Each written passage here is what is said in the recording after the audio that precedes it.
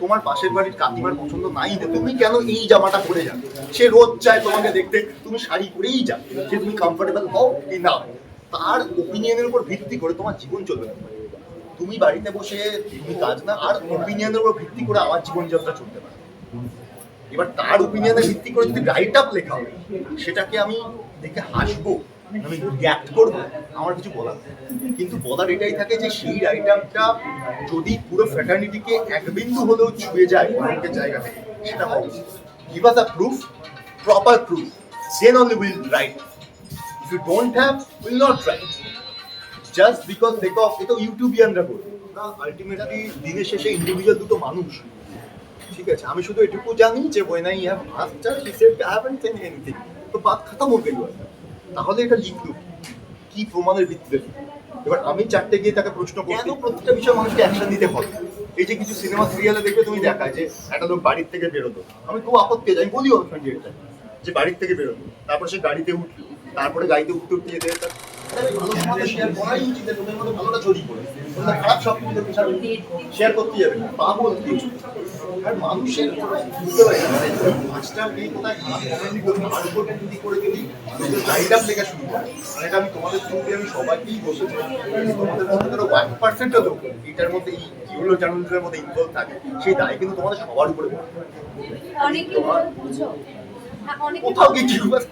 অনেকে বলছে ভূমিকা ধারাবাহিকটা হিট করানোর এটা নাকি একটা না না, এটা হচ্ছে যেহেতু আমাকে নিয়েই কথা হচ্ছে তাই ধারাবাহিকের উপর আসছে, এটার সঙ্গে ধারাবাহিকের কোনো সম্পর্ক নেই। কারণ হচ্ছে ধারাবাহিকের প্রত্যেক ধারাবাহিকেরই তুমি গিয়ে দেখো সেটা হচ্ছে ওদের একটা স্পেসিফিক ক্লিয়ার স্ট্র্যাটেজি এবং পজিশনাল ডিফেন্স থাকে।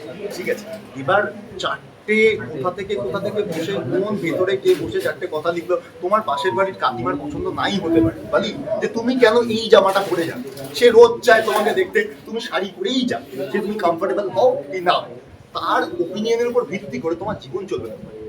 তুমি বাড়িতে বসে তুমি কাজ না করলে তোমার বাড়ির তোমার সমস্ত খাবারের দায়িত্ব সে নেবে না, তো তার ওপিনিয়নের উপর ভিত্তি করে আমার জীবনযাত্রা চলতে পারে। এবার তার ওপিনিয়নের ভিত্তি করে যদি রাইট আপ লেখা হবে, সেটাকে আমি দেখে হাসবো, আমি রিঅ্যাক্ট করবো, আমার কিছু বলার নেই। কিন্তু বলার এটাই থাকে যে সেই রাইট আপটা যদি পুরো ফ্র্যাটার্নিটিকে এক বিন্দু হলেও ছুঁয়ে যায় অনেকের জায়গা থেকে, সেটা হওয়া উচিত।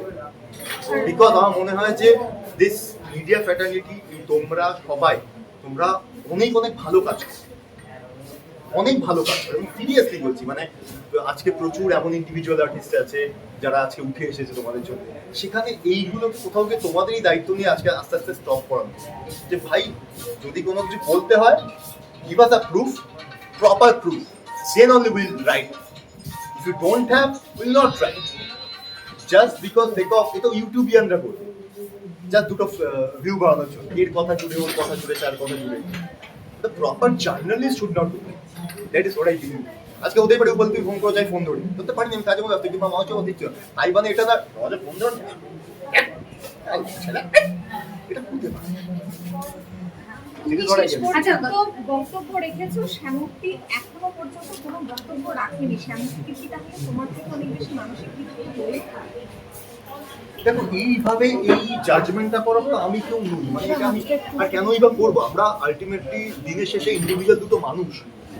ঠিক আছে, আমি শুধু এটুকু জানি যে when I have asked her, she said I haven't seen anything, তো বাত খতম হয়ে গেল। তাহলে এটা লিখলো কি প্রমাণের ভিত্তিতে?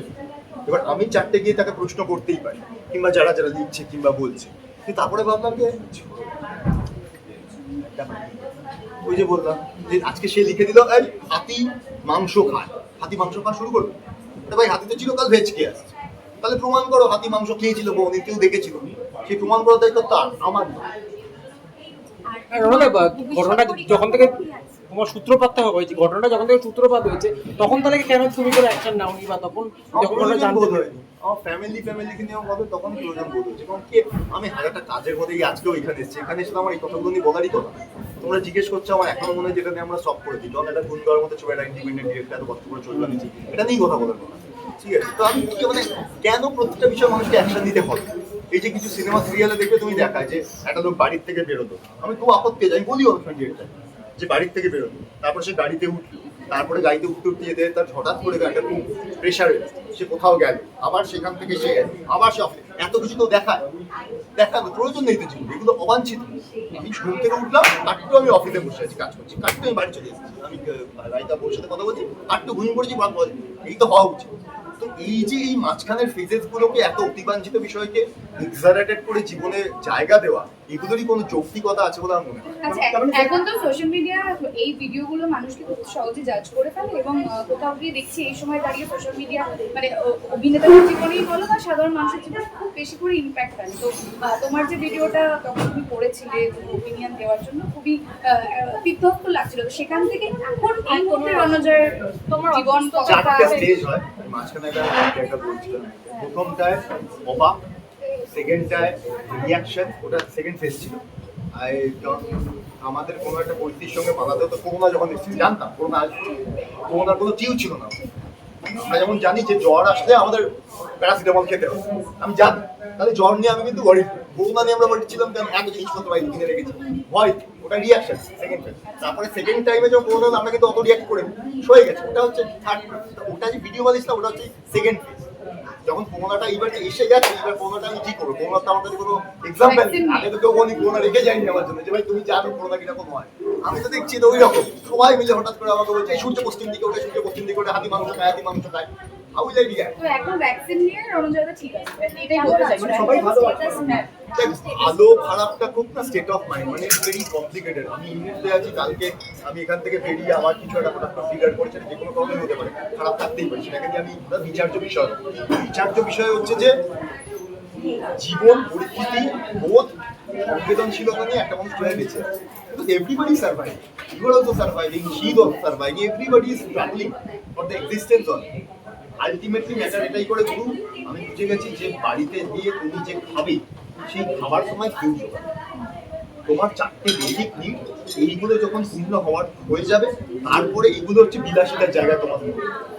তোমার আজকে যদি আমার মাথায় ছাদ না থাকে, আজকে যদি আমার পেটে ভাত পেটে খাবার মতো কোনো খাদ্য সংস্থা না থাকে, আমার যদি পরনে কাপড় না থাকে, তুমি ভাবো, তুমি বলো, তুমি ভাববে এগুলো ভাববেই, তাহলে এটা আমার অনেক পরের ফেজ, বিলাসিতার জায়গায় পৌঁছে, ঠিক আছে। এবং এই আমি ওই স্যাডিস্ট বিলাসিতা থেকে আমি নিজেকে সবসময় দূরে থাকি। আমি এই জন্য আরো বেশি করে দিতে চাচ্ছি যে আমার কোনো আভ্যন্তরীণ বিষয় নিয়ে আমি সামনে আনতে চাই, প্রয়োজন অবাঞ্ছিত। এবং যারা এইগুলোকে জোর করে পোর্ট্রে করার চেষ্টা করছে তাদের প্রবলেম, আমার নয়। আমার যেটা করার, যেটা আমি জানি, আমার একটা শিক্ষা আছে, রুচি আছে, বোধ আছে, এই 5টা ফেসবুকের কমেন্টের উপর আমি তো জাজ হবো। তো this is 17 years I've been doing work. আমি যখন এসেছিলাম প্রচুর লোক এখানে, আমি পুজোও পাইনি। মানুষ তো গাধা নয় যে এতদিন ধরে ভালোবেসে রেখে দিচ্ছে। আর আমি কোনই কাউকে কিছু বলতে যাই, যদি যা বলার হয়েছে মানুষই চিৎকার করেছে, মানুষের তো পিপল আর দেয়ার, আমাকে এই জন্য মাথা মারতে, আমার কাজ হচ্ছে কাজ করা। মানে আমার বলতে অসুবিধা হচ্ছে, ভালো আছো, বিভিন্ন রকমের ভালো আছো, না ভক্তদের নাকি আরো ভালো থাকতে চাইছো? এবার আমরা সবাই ভালো থাকছে, তুমি ভালো আমরা কেউ অ্যাকচুয়ালি খুব ভালোভাবে দেখা যায়, আমরা সবাই ভালো থাকার চেষ্টা করি, আমরা সবাই ভালো থাকার চেষ্টা করি। আমরা কেউ বলতে পারি না আমরা দারুণ আছি, কারণ তাহলে আমাদের মাথায় এই মুহূর্তে ভালো আমরা তখনই থাকি যখন আমাদের মাথার ভিতরে এত কিছু চাপ থাকে।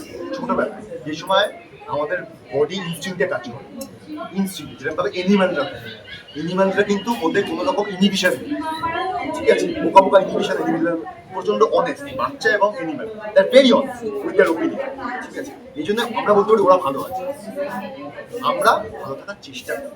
আমাদের ভালো থাকাগুলো খুব ক্ষণিক, আজকে এইটার জন্য আছি, কালকে আমাদের ভালো থাকার বিষয়বস্তু চেঞ্জ হয়, ভালো থাকাটা আমাদের ডিপেন্ড করে বিষয়বস্তু, আমরা ভেতর থেকে ভালো আছি কিনা এটা খুবই আপেক্ষিক। কোন ভালোভাবে ভেবে দেখো, ঠিক বলছি না, আজকে এই মুহূর্তে তোমার জব হচ্ছে, এই জবটা না থাকলে অন্য কিছু করলে তখন তোমাকে সেটার মধ্যে ভালো থাকা খুঁজতে হবে। এবার তোমার ভালো থাকাটা কিন্তু কনস্ট্যান্ট নয়, ভালো থাকার বিষয়টাই খুবই আপেক্ষিক। আচ্ছা, এবার লাইফ নেমেন্টটা আমাদের আমাদের যে তোমাদেরকে কোনো কিছু না জেনেই বিভিন্ন রকমের মিডিয়ার কথা বললে, যাতে আমরা ঠিক খবরটা পৌঁছে দিতে পারি, সেই কারণে তোমার থেকে একটা ইনফরমেশন চাইছি। এখন কেমন আছো? স্ট্যাটাস আমি কাজ করছি, আমি গাড়ি যাচ্ছি, আর অনেকগুলো কাজ করছি, আমি ব্যাস এটা নিয়ে এই মুহূর্তে ইনভলভ। আর একটা এই সময় এই ফেজটাতে অভিপ্সার সঙ্গে একটা সম্পর্কের কথা শোনা গিয়েছে, আমরা ওই গুঞ্জন হিসেবে তুমি যেটা নিয়ে বলছিলে, তো সেটা একটু তুমি ক্লিয়ার করো। কি হচ্ছে ওটা এত বোকা বোকা আগেও হয়েছে, ও আগেও হয়েছে, ও আগেও হয়েছে, এই দুদিনের বিবৃতির সঙ্গে হয়েছে। তার আগে যখন ধর আমি যখন রুটি সিরিয়াল করতাম মেয়েটার সঙ্গে 1.5 বছর কথাই বলি নিয়ে, তো তোরা তো জানতিস সেটাই, ঠিক আছে, সেটা নিয়ে বিবৃতি কি করবো আমি, ওটা হবেই আমার কপালে আছে, ঠিক আছে, বারবার এটা হবে, এটা ঠিক আছে। আর এখন না আমি ছেড়ে দিয়েছি, এবং আমি প্রথম খুব বিরক্ত হয়ে পরে দেখলাম যে এদিকে যায় আসছে না, আমি কালকে ভাবছি মানে কালকে আমি যদি তোর সঙ্গে দুটো কফি খেতে যাই না, লোকজন গুঞ্জন রণজয় আর অতসী রণজয় আর চলছে নামে তো বলি না না অতসী বলেছে, ঠিক আছে, তাহলে কি করবো আমি এটা নিয়ে? তুই জীবন তখন তোর সঙ্গে রাস্তা দাঁড়িয়ে ধর দেখা হলো পারবি, তোকে অনেকক্ষণ কথা ছবি পারমিতার রণজয়ের মধ্যে আমার বন্ধুরা ঠিক করেছে মাঝখানে সবাই লিখবে রণজয়ের সঙ্গে আমার সম্পর্ক আছে, এবার খুঁজে নিতে সবাই মিলে দিচ্ছে খোঁজ। এবার এটা তোমার যৌক্তিকতা নেই। আর খুব সহজ একটা হিসাব, তোর সঙ্গে যদি আমার সত্যি লুকিয়ে কিছু করার থাকে আমি লুকিয়েই করি, এই প্রকাশের ছবি দেবো, আমি এতটা টাকা দেবো, আমার বুদ্ধি হাঁটুর ওপরে নিচে নেই, ঠিক আছে, মানে একটা লোক যে যাদের লুকিয়ে করা তারা লুকিয়েই করে, ঠিক আছে, আর আমি যদি যা করছি আমি প্রকাশ্যে করছি, আমার তো লুকানোর কোনো কেস নেই ভাই। কালকে আমি অতজিকে বললাম ভাই ফ্রি আছিস, চল চা খেতে, তাহলে অতজির সঙ্গে ছবি দেবো না, আমার অন্যরকম বিষয় থাকে, আমি তো ছবি দেওয়া আমি যাচ্ছি ভাই চলো ভাই। আর আমাদের উপরে অনেক এই যে আজকে প্রমোশনটা হচ্ছে, তো আমি ডিসাইড করেছি, সোমও decide production decide, to am I my job is to do my thing, that's it, খতম হবে। আর কালকে যদি নতুন করে কিছু হয় সেটাও আমি নর্মালি বলবো, আমি এত ভনিতা করার লোক না। এবার এরপরেও কেউ স্পেকুলেশন করে বাড়িতে বসে বোমকেশ বকছে, ওটা তার প্রবলেম, এনজয় করবে।